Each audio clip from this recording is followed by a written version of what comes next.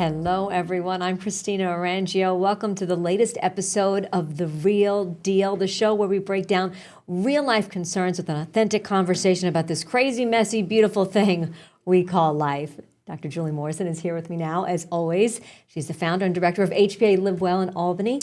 Hi, Julie. Hi.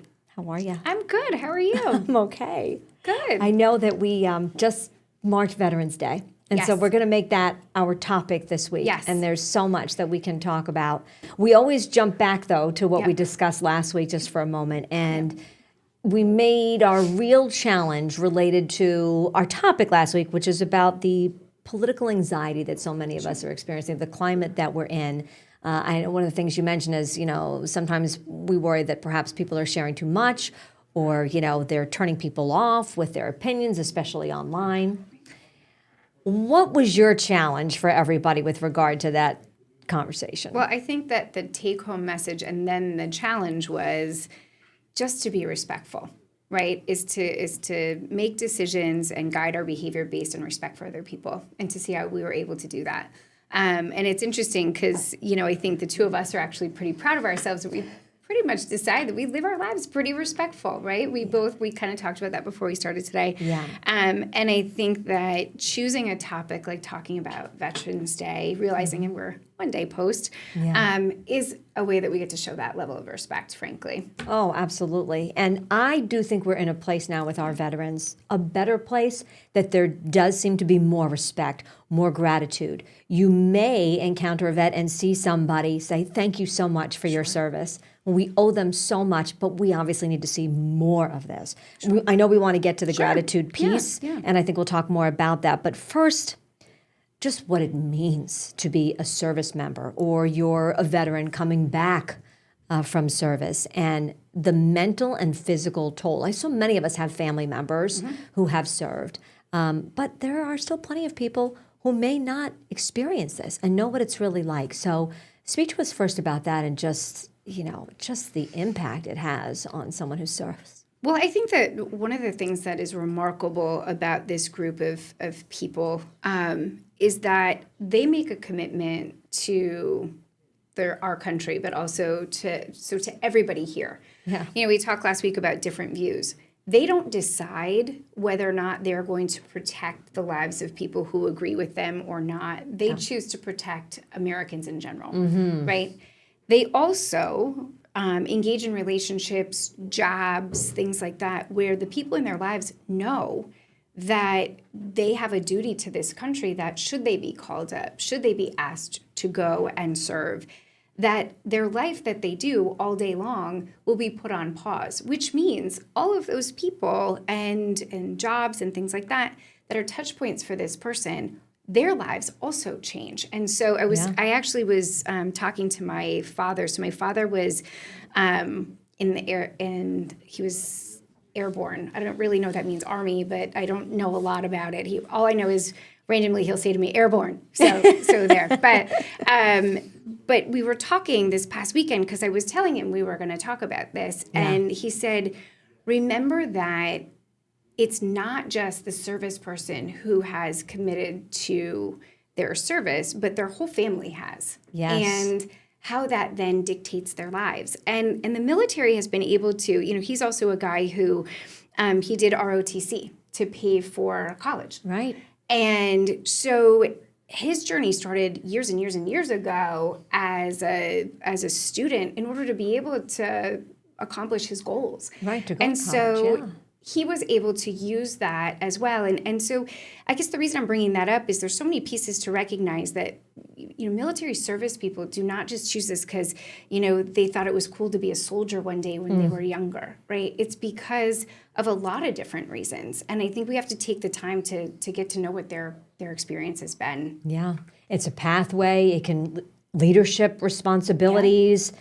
So obviously we're just getting to a piece of this here, but when they are deployed, you touched on this with how it impacts the family too.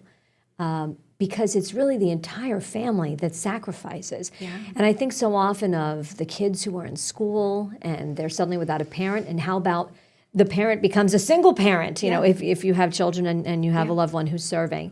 And just the toll that takes on them. Well, and it's also it's an adjustment for their lives, right? So a parent goes off and they're deployed. Life still has to happen, right? And so maybe that partnership at home was, someone was making dinner while someone else was packing lunches. Well, now I have to make lunch and make dinner. How am I negotiating that? I have multiple kids that need rides. Who's my village? Who am I calling on for that? Then there's also the worry, right? We talk about some have sacrificed, and yet at the same time, some have made the greatest sacrifice. And so it's interesting. I think that's what we really recognize is that they're doing all of this. So maybe that one parent who's home and their loved one went off, they're also thinking about, what if they don't come home?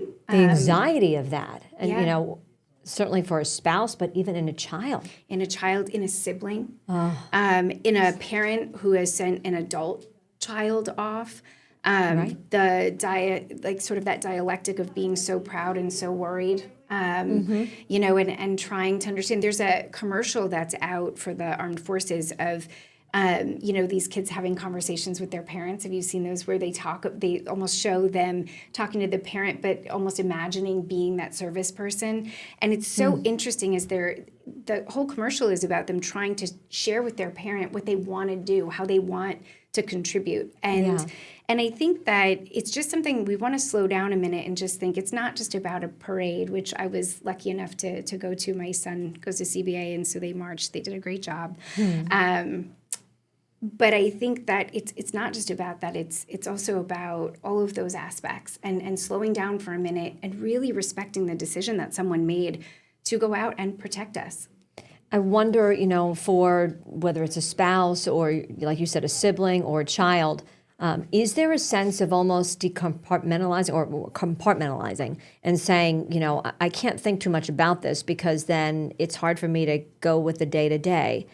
Is there a piece of that? I think that's part of it, but I also think that there's what we would consider some radical acceptance. I think there's, cautious optimism. So radical acceptance is around this ultimate sacrifice could happen, right? I know that my loved one is in harm's way and is willing to make that ultimate sacrifice should it be required of them. Yeah. But the calm, I think, comes from sort of this cautious optimism of it could, but let's assume it won't. Let's assume that won't happen. And instead, they'll be able to make that, that contribution and feel that pride and do that job. Do you think it's fair to say that, given how the service member handles, themselves, that the entire family has this, country before all else?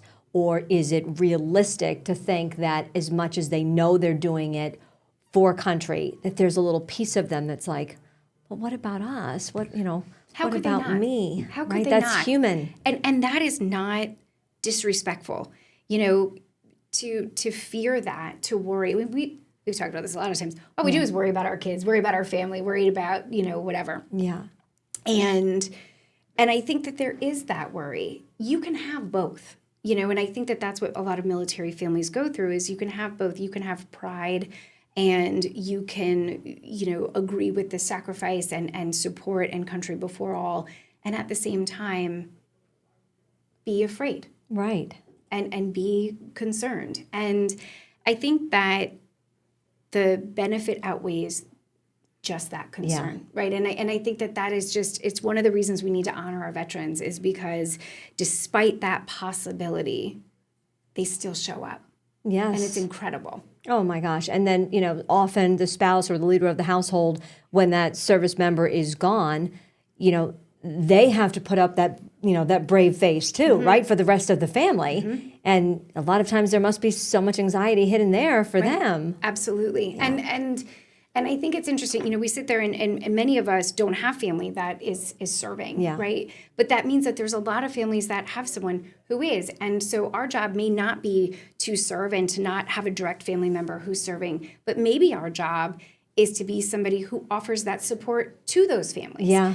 Maybe it is, hey, listen, I'll drive your kid. Right, let me or help. I'll cover this for you. Or an owner of a business that shows recognition of, the fact that this person may be a little distracted or distressed, maybe Yeah. being able to be those people that support differently.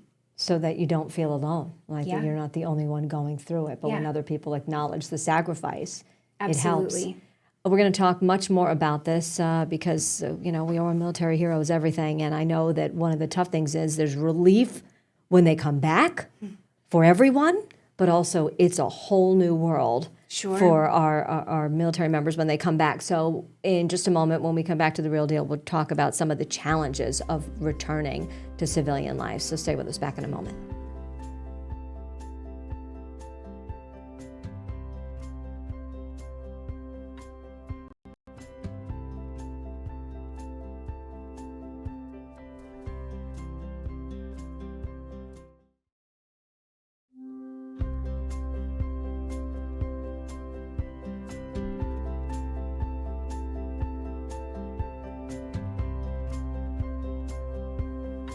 Welcome back to The Real Deal as we continue our conversation here with Julie about our veterans and their tremendous service and sacrifice. And as we said before the break, the sacrifice of their families too, and just how they're all impacted.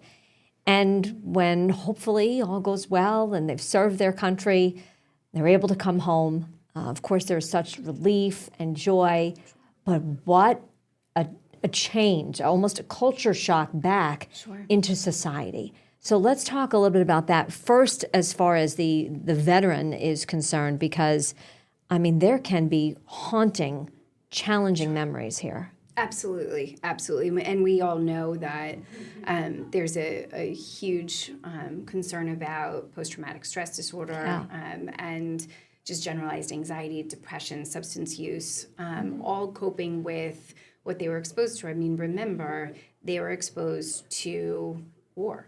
Yeah. And so what you see in a movie is what they saw in real life. And, that trauma is sort of the brain's way of sort of defending against constantly managing those experiences and having those come to you, and it's this traumatic response, and you really want they want that to go away. So a lot of times there's use of substances, or they'll feel depressed, can't get out of bed, anxious all the time. And they isolate, right? Absolutely. They're separated from, even though they're back with their families, they are kind of detached. Well, it's also really hard to think about what their role is, right? Now, you've been doing this without me for however long. Right, what do I do now? How do I step back in? And how do you let me step back in? Yeah. Some folks struggle with the thought that, they have kids that look at them and they don't know them.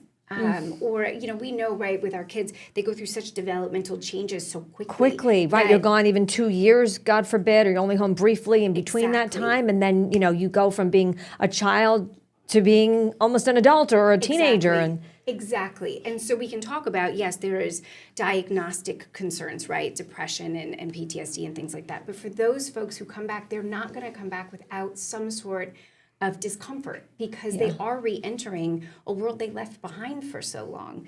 And so we want to recognize that too, is that, would someone say, wow, you must have so much relief that this person is home? Well, yes, but also now we need a minute to figure out what those expectations are, figuring out how to live together again. I'm thrilled that they're home. Right. But I figured out how to do this by myself. I didn't want to, but I figured it out. And so, and helping those service members really figure out where their place is again. And I know that, thankfully, and certainly with what you do, you're there for our veterans because of the PTSD, because of what they experience. And I know there's equine therapy that is tremendous. I've read about that, and we've certainly done stories on News 10 about that as well. So, there are supports out there, but I think one of the toughest things is, right, they're used to being the one that acts and serves and do what they have to then suddenly be like, hi, I need help. I'm struggling here. That's a big one, right? They would rather not ask. Well, and they don't want to slow it down, because the more I sit down and I think about this, now this is scary. a thing, right? And this weakness of, if someone pokes at me, will I lose it? Right. Will I lose it and never be myself again? And there may be concerns about the stories that they hear about other folks who have struggled with trauma and their response to, after they've come home, and some fears around being in that spot themselves. Yeah. And so there's also some grief and loss related to they are no longer in that environment that they understood. They figured out how to live in that environment and to be effective, and they knew their job, and now they come home and they don't know their role. Right. And so it's just it's sort of a chaos of emotions is what I would expect. And to allow people to have the freedom to have whatever those emotional responses are and to not feel judged for that. And I think the other thing that is of concern is when they come back, having people who are in our community that maybe are judging what they went off and did. Maybe not getting the support and respect and appreciation for the fact that they showed up. They didn't make the orders, right? They followed them. Followed the orders. And so when someone judges the decision making, that feels personal and that feels hurtful. And so even though we've made strides, you clearly know this from what you do for a living. There are certainly cases where our veterans and service members do not feel. I mean, we saw that so much in the Vietnam War, right? Sure. Like, thankfully now, people, especially with the Vietnam War veteran, make sure they go out of their way to thank them for what they have done for us. But you must see that there are plenty who still feel that maybe they're not getting that Well, respect. I think it goes to the political climate, right? Like we've agreed, all of us probably, that it's a very politicized kind of time, right? Very polarized. And so I think there's probably assumptions that are made about service people and what side of the aisle they agree with, right? And I think that, people unknowingly sort of compartmentalize and put them in boxes that may not be fair. Oh gosh, doesn't seem fair. Assumptions made, right? And so I think that we just want to appreciate what they've done for us. And we were talking about this before. They choose to put their lives on the line for all of us, regardless of who we are, regardless of our beliefs, regardless of if we would, give them our parking spot. We talked about that, right? Somebody pulls in front of you and you're, oh, gosh, that's so frustrating. Well, what happens if that person gets out and they're wearing their military fatigues? Would you regret the fact that you had a frustration there and say, I could at least give them my parking spot? They could give their life for me, us. Right? Regardless of who I am and what I believe.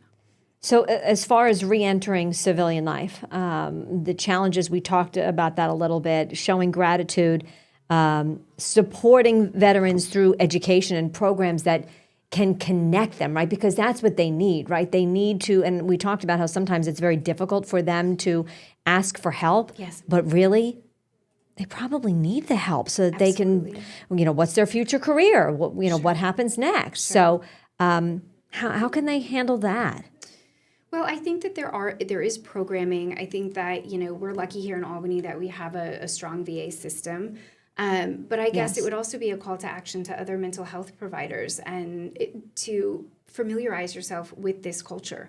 It is important that we as providers, be it physicians or mental health providers, that we are culturally competent in what our veterans need us to know, so that we talk to them the right way. And so we do the research we need to do to provide the services that they need. We have that requirement. They do this service. Our job is to figure out how to make sure we help them when they get home. And I think really there's a strong push for first responders and cultural competency around that. And I think that we have to have cultural competency around our military folks as well. One of the things that I've been encouraged by, with what we do on television is, we hear about different events where, for example, there's a great effort right now where they're rebuilding roofs for our military members who come back, and there's different companies coming together, or little gestures like the discounts at this store and that store. You see it on Veterans Day, but so many companies now are like, okay, do you have a military ID? Sure. That's another way that we can show our appreciation. And I feel, in my 30-something years doing this, that we talk about it more. And even there are so many people that when we're doing stories on Veterans Day, they don't forget to mention the families. Yes. That is something that in years past, I never even heard about. You know, and now I feel like there is an emphasis, and we're not trying to in any way lessen the amazing role of our veterans and service members, but the fact that the family is affected too, and how can we support them? We're talking about it now, so that's a first step, right? Well, and think about how beneficial that is to the service member to know that their family is also being thought of. Right. Peace of mind a little bit. That my family is respected for what I'm doing. You know, and yesterday I sent a message off to my whole staff thanking people who've been in service, but also to those who are family members of those who have been in service, because it is the entire family that makes that commitment. No question about it. This is going to sound very funny, but you know, and I don't know if you ever stumble upon Hallmark, but so many people love to watch it during Christmas time. Yep. And they do a great job, I think, of making sure they recognize our veterans, and they make for great stories, because the reality is it is a huge hardship and it affects the family and it affects everybody involved. But that's another way I've seen like a positive aspect where people are recognizing what they've done. I think you've seen too on social media, you know, we're happy to say when social media does things poorly, but you do see, you know, the footage of, you know, service people coming home and their kids seeing them. And I think it's important Best videos ever. Watch those and realize that is the pain they feel. Yes. That is the missing. And I think that just looking at a couple of those just really sends this message home of these are families. These are people who, for all of us, they put things on hold. It never gets old to see those. But every time you're choked up and in tears, every time we show one on the air. But I guess it's something we all can relate to, even though we can't maybe relate to the military service, just you're missing your loved ones so much, and then you have that reunion that is just so beautiful and precious. We can't say it enough. A huge thank you to our veterans and service members for all they have done for us. And so I'm glad we had a conversation about this. You know, maybe the real challenges, I mean, it's pretty obvious, but you tell me what you think the real challenge is today for this topic. Well, I think that we have to honor our service members, right? We have to show our gratitude, and remember that their work is a ripple in a pond. There are so many that are affected, and we're so grateful for what they've done, and just being mindful of that. Yeah, and if you see a veteran, thank them, because you're going to make their day. Yeah, and they deserve it. They sure do. They have earned it. Thank you, Julie. Sure, Appreciate you being here as always. That's all the time we have for The Real Deal. My thanks to Julie. I'm Christina Arangio. We'll see you next time.